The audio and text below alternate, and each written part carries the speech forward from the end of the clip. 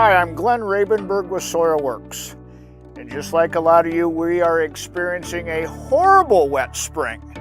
We were fortunate.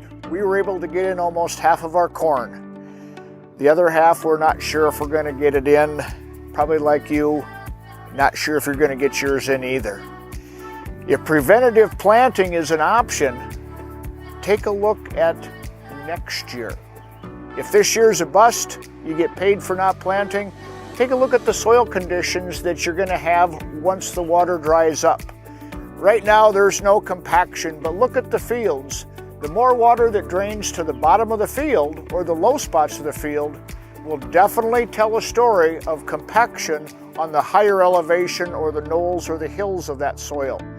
That compaction in that soil has allowed water to not absorb into the soil, but rather run off and be lost and create a bigger problem in the low areas. As your soil dries out, you're going to want to see how much compaction is there. Excessive rain compacts the soil.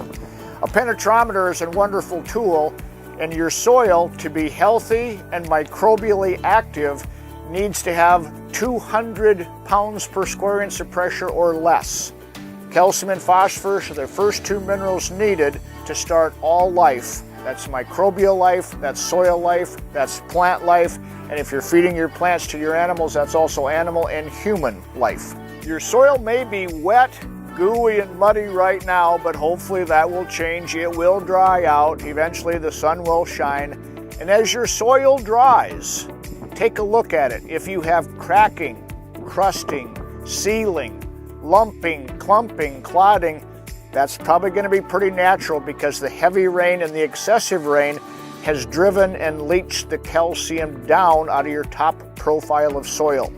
Taking the opportunity without having a crop in your field, a little bit of calcium, sugar, and microbes can rejuvenate that soil and get it back into condition for next year.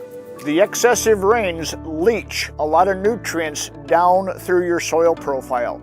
If you're thinking about doing a cover crop, a little bit of calcium, phosphorus, sugar, and microbes will give that cover crop seed a wonderful jump and start. And please, when that cover crop is ready to terminate, please think about intelligent tillage. Work it back into the soil rather than doing a chem fallow or a chem burn down. Turn that back into the soil, and that's your nutrients for next year's farming. Take this year's bad luck and turn it around into some good luck by healing your soil, rebuilding the nutrients in your soil, building up the microbes that are supposed to be there, and have starting blocks ready to go for your next year's growing season.